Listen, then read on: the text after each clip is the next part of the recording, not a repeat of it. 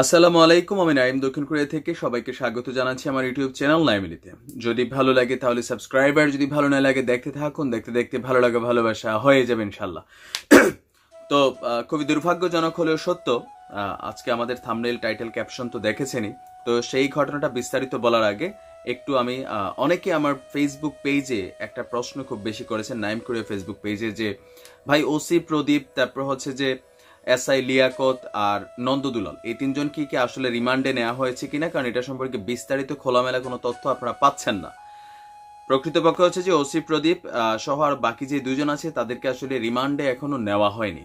এখন কেন নেওয়া হয়নি?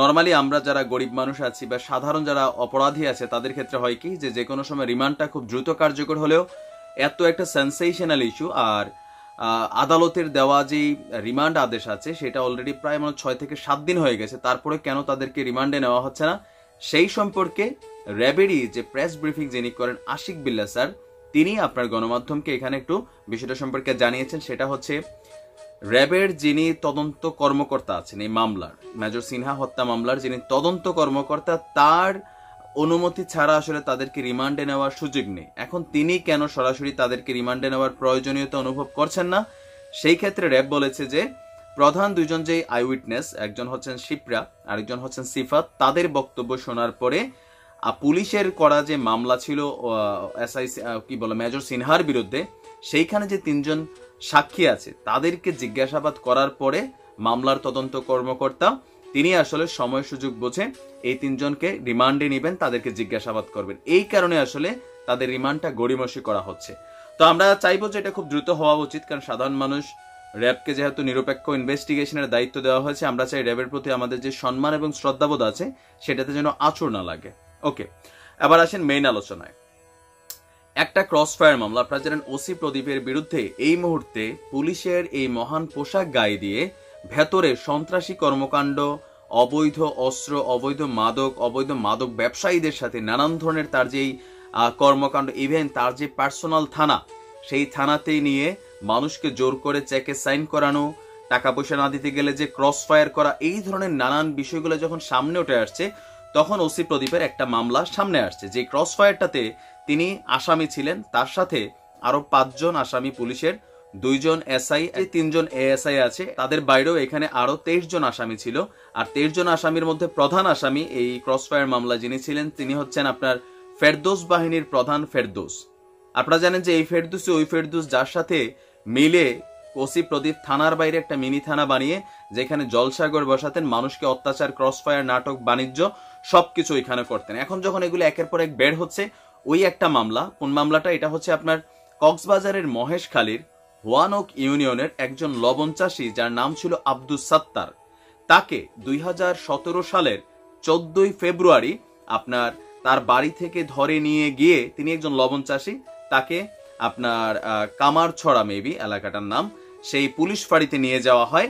নিয়ে যাওয়ার পরে পরের দিনই তার মৃতদেহ উদ্ধার করা হয়, বলা হয় যে বন্দুক যুদ্ধে তিনি মারা গিয়েছেন।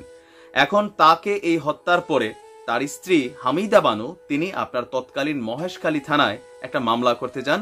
আর মহেশখালী থানাতে তখন আপনার ওসি হিসেবে দায়িত্বশীল ছিলেন এই ওসি প্রদীপ, তিনি মামলাটা নেননি। পরবর্তীতে সময় হামিদা বানু উচ্চ আদালতে যান, আর এর এক পর্যায়ে 2017 সালের 7ই জুন মামলাটাকে আপনার নথিবদ্ধ করার জন্য পুলিশকে নির্দেশ দেওয়া হয়। তো সেই মামলাটাই এখন যখন ওসি প্রদীপের নানান এই ক্রসফায়ার বাণিজ্য আপনার বের হওয়া শুরু হলো, ওই মামলাটার শুনানি গতকালকেই শেষ হলো।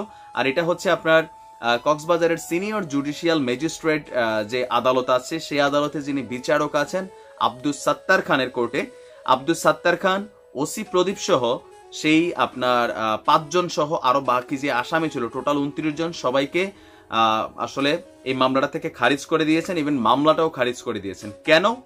সেইখানে যুক্তি হিসেবে বর্তমানে যিনি মহেশখালী থানার ওসি আছেন ফেরদাউস সাহেব, তিনি বলেছেন যে আব্দুস সাত্তারের নামে আপনার তাকে ক্রস ফায়ার করার আগে তার নামে 3টি অস্ত্র মামলা সহ হত্যা মামলা ছিল, আরো মাদক মামলাও আছে।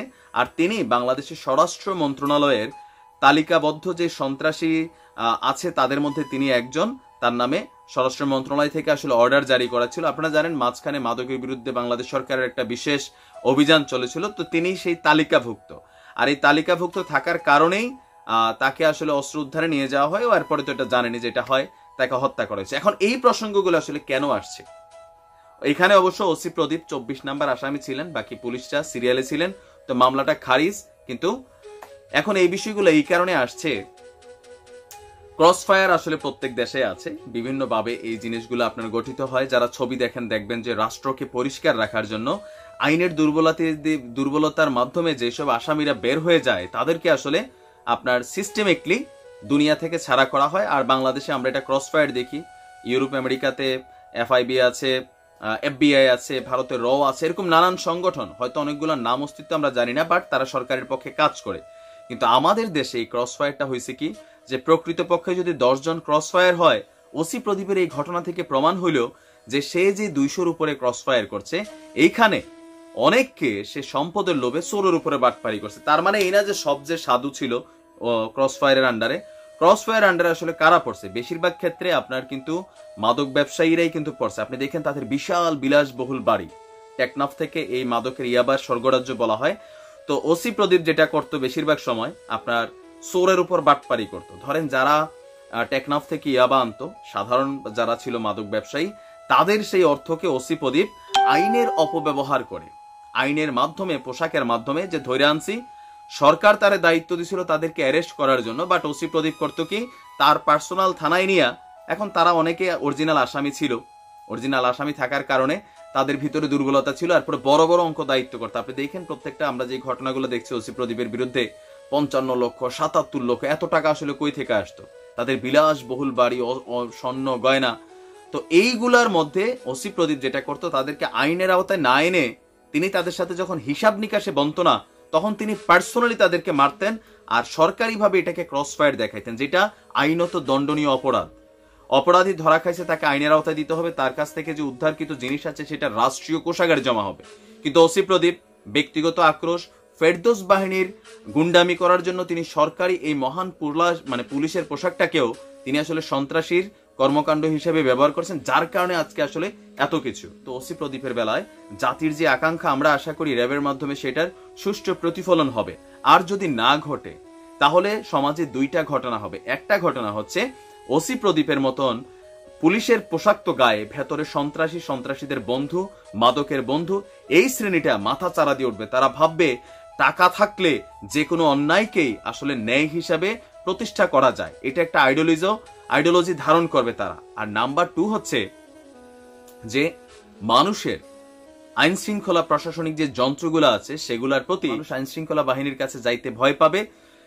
বাংলাদেশ পুলিশ, বাংলাদেশ র্যাব, বাংলাদেশ সেনাবাহিনীর প্রতি মানুষের আস্থার জায়গাটা নষ্ট হয়ে যাবে, এমনিতে অনেকটা নষ্ট। ওসি প্রদীপ, SI লিয়াকতদের মতন 2-4টা দুধের মধ্যে 1 ফোঁটা যেমন চেনা ফললে আপনার পুরোটা দুধ নষ্ট হয়, পুরা পুলিশ বাহিনী তো খারাপ না, কিন্তু 2-1টা এরকম চেনা টাইপের ওসি প্রদীপ আর SI লিয়াকত সমাজে আছে। আমরা চাই অন্যান্য মামলায় খারিজ হোক না হোক, কিন্তু এই মামলাতে তারা যেন কোনো রকমের ছাড় না পায়। ভালো থাকুন, সুস্থ থাকুন, পরবর্তী আপডেটের জন্য চ্যানেলের সঙ্গেই থাকুন। আসসালামু আলাইকুম রহমতুল্লাহ।